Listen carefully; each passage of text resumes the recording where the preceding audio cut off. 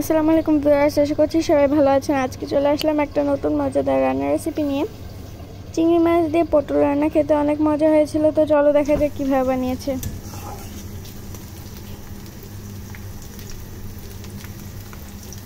প্রথমে একটা কড়াইতে এখানে দিয়ে দিয়েছে পেঁয়াজ কুচি, আর দিয়ে দেবে পেঁয়াজ বাটা আর রসুন বাটা।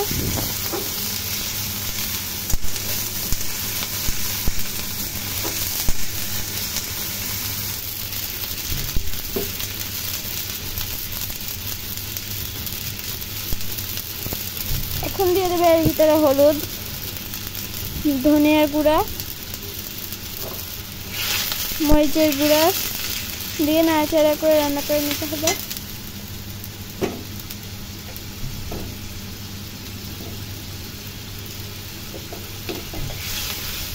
এখন দিয়ে দেবে এর ভিতরে লবণ,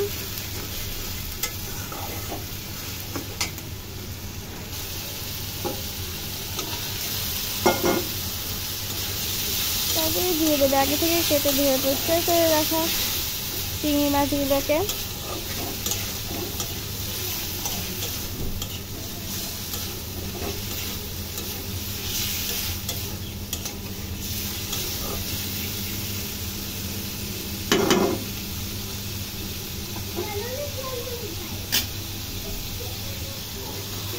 তারপরে এর ভিতরে দিয়ে দেবে আগে থেকে কেটে রাখা পটলগুলোকে। আর হ্যাঁ, পটলগুলোকে কেটে কিন্তু ধুয়ে নিয়েছিলাম।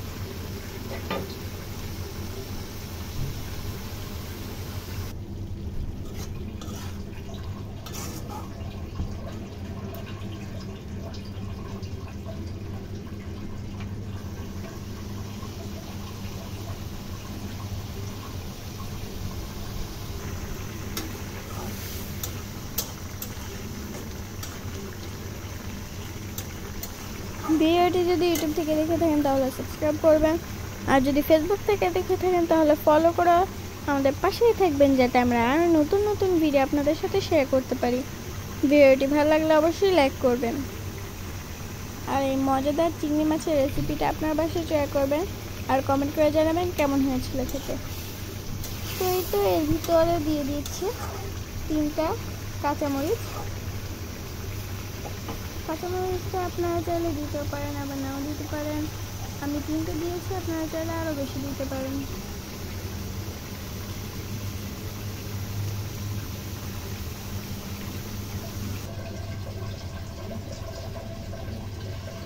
তো এই তো আমাদের মজাদার চিংড়ি মাছের রান্নার রেসিপিটা হয়ে গিয়েছে।